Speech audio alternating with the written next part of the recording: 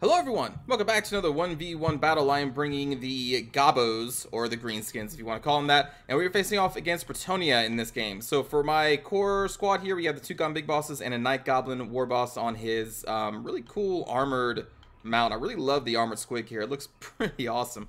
Behind him we have our archer squad, which is two Goblin Archers and the Rusty Arrows, which I use basically as just one squad. We have the Ragnarok Queen, who is the centerpiece of any Gobbo army. Brought two Doomdiver Catapults since I was facing off against Bretonnia to try and snipe some of their archers. And then we also have a front line of upgraded Gobbos to try and fight off their spearmen and potential man-at-arms. And then on the side we have three nasty Skulkers. For the enemy player here, we have a Mounted Yeoman, which is not the worst against goblins. Against goblins specifically, these guys can actually do some work. Then for the rest of the army, we have King Lew and Leon Kerr, two paladins, so the dreaded flying hero squad is here. We have a front line of men-at-arms that have been slightly upgraded. Behind them, we only have two archers. We have two Grail Knights back here as well, and that's it. It's kind of a small army focusing on the Grail Knights and the hero squad here. And against an all-goblin army, two Grail Knight build is not bad, considering they can potentially destroy any and all of my units, except for maybe the Ragnarok. That's probably one thing that they would have a tough time to. But, you know, like the hero squad here, King Lewin and the two paladins, they can definitely kill the Ragnarok Queen with the help of some men-at-arms. But right here, I'm trying to snipe the, I think some damage to the archers, and then I'm going to switch to the Grail Knights here in a moment. Because initially, I saw these Knights back here, and I assumed they were like Knights of the Realm, because I never really see Grail Knights. And then I kind of considered how big their army was, and I was like, wait a minute, maybe those are Grail Knights, and then I see that they are, so I'm going to target the Doomdivers on them.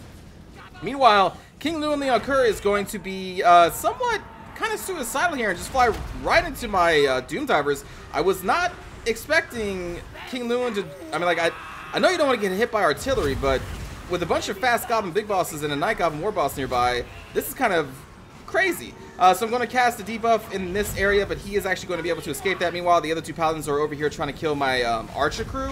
One paladin went into this Gobbo archer, this one went into this Gobbo archer. I summoned a group of spider hatchlings to try and keep them pinned in place. Meanwhile, two nasty Skulkers have debuffed this guy's speed and charge speed. I'm going to try to do some damage to this paladin there. And now my Goblin War Boss squad here did some damage against Lewin, but not that much. He was actually able to get away from that situation, which honestly I was kind of surprised about, because the Goblin Big Bosses are really fast in the spider mounts, and they should be able to kind of keep pace with them, but I don't know, I guess they just didn't get enough hits through. But the initial skirmish there is now over. We have some Mounted Yeomen getting into this forest nearby. I'm pulling back our nasty Skulkers to form a line, I think right here. Because right now I'm just taking a defensive position around this centerpiece here, this awesome, just edgy-ass rock that's on fire somehow. And as I pelt his Grail Knights, you can see we've dealt some damage to him. I think he wasn't really, or they weren't really paying attention because they were too focused trying to get their heroes out of this mess. So right now I'm going to keep, since I see that they're potentially suicidal or just, let's say, very brave, I'm going to keep some nasty Skulkers nearby my Doomdivers and nearby my archers and ready to pounce on the enemy leadership, and then as well as drop their slow debuff. These Grail Knights are eventually just going to reel all the way around this rock formation. I'm going to get a couple hits on them, but then eventually I'm going to switch to trying to take out these archers, I believe, again. Because at this point, the Grail Knights are so fast that my Doomdivers would have to reset up and reset up and reset up and fire to try and keep pace with them. But we dealt some damage to them, which I am happy with. Meanwhile, I think we're just taking some fire from their two archer groups. It's not that, like, critical because there's only two of them instead of, like, the traditional, like, 4 or 5. So I'm not too worried about that. Let's see, where are those Mounted Yeomen? They're out there. So now that the Grail Knights are kind of out of action for a little bit, because I can see that they want to wheel all the way around, I'm now going to charge the enemy's position because they don't have that many men-at-arms. I'm going to get our archer group up here, and I think I'm going to start hitting their archers. And then I also drop a group of spiderling hatchlings from the Ragnarok Queen. And then back here, when these Grail Knights get closer, I'm going to drop a spiderling hatchling to block their charge over here, because I know that they're going to be trying to hit my Doomdiver catapults.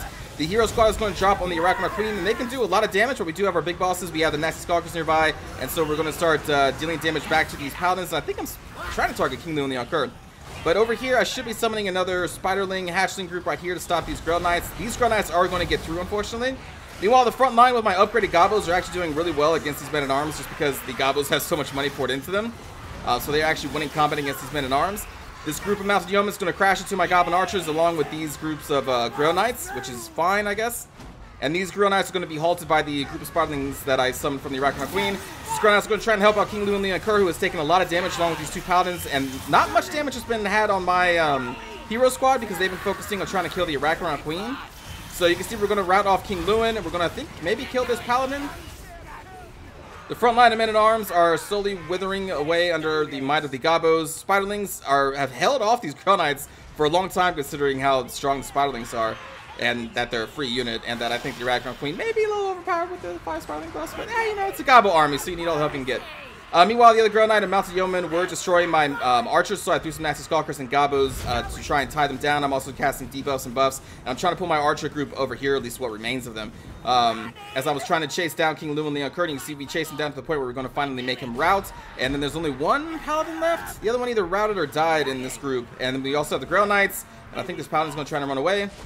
Doom Diver, for some reason, is hitting these units. Not sure why, I don't remember targeting those, but so it's all good. And so the front line of men-at-arms, I'm pretty sure my enemy was expecting them to hold off a lot more against Gabos, but again, I poured like 150, maybe almost 200 gold into each one of these Gabos to make them stronger. You see what's remaining of this Grill Knight unit is going to try and charge my Night Goblin War Boss, so we're going to pour in some units over here to support this fight. The group of Grill Knights just got freed from these Spiderlings over here, so they're going to pour into my hero squad as well. And at this point, I don't care what happens to my Doom Divers, and I think I'm going to pull all these units over here to assist against the fight against these Grill Knights. And you see I'm doing the slow debuffs. We're casting the Itchy Nuisance over here to lower the melee or combat potential of the Grill Knights. And without King Lu and Leon Kerr, the rest of the army is going to melt. So even though my opponent was very brave in the initial fight, I thought, honestly, they were going to lose King Lewin in the first combat when they dove against my Doom Divers. But again, somehow managed to escape.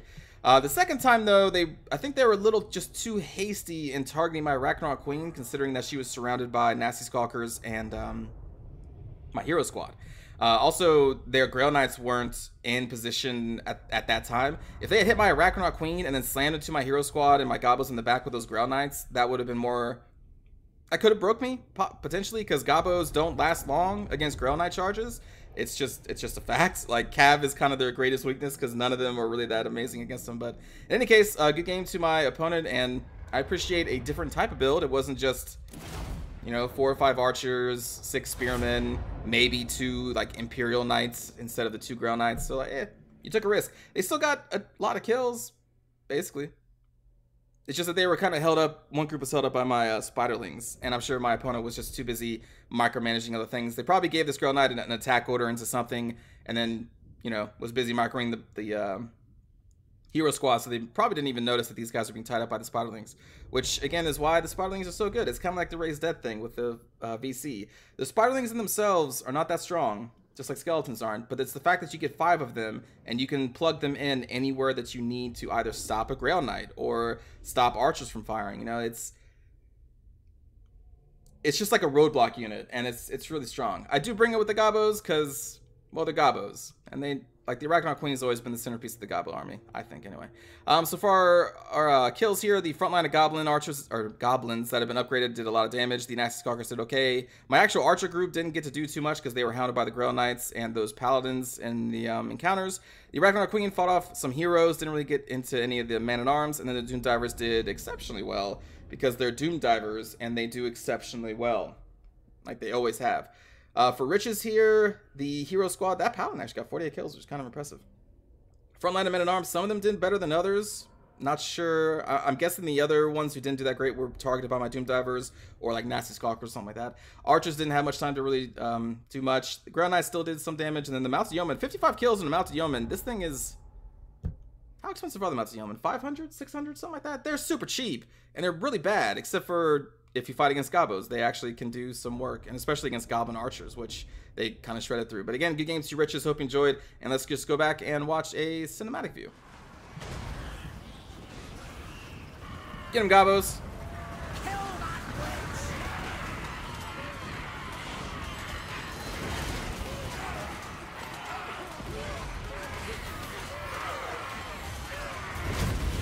Night Goblin Shaman, still one of the best casters in the game. Itchy Nuisance and Sneaky Stabbing are just so amazing.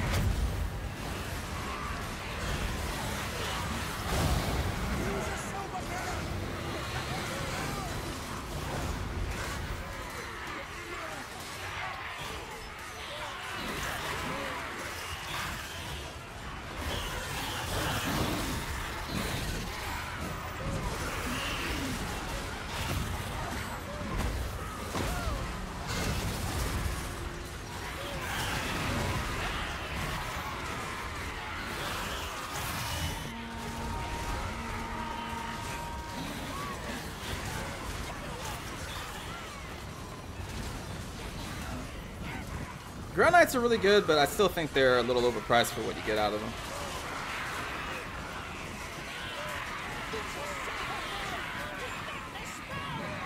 Curious to see how Bretonia plays when they actually get their full release in February.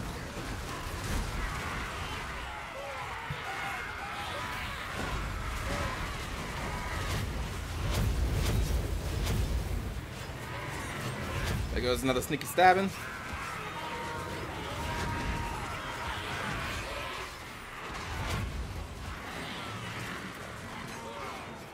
Those Girl Knights still fighting those spiderlings over there.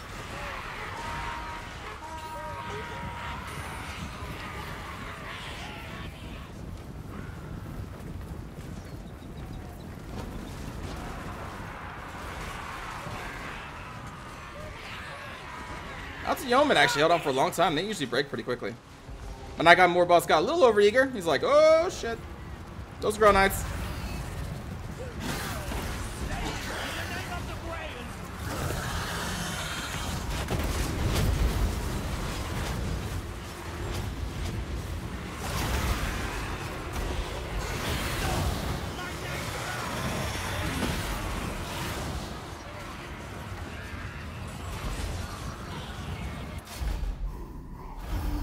That's gonna be it. Oh man, that Girl Knight is having a fun time.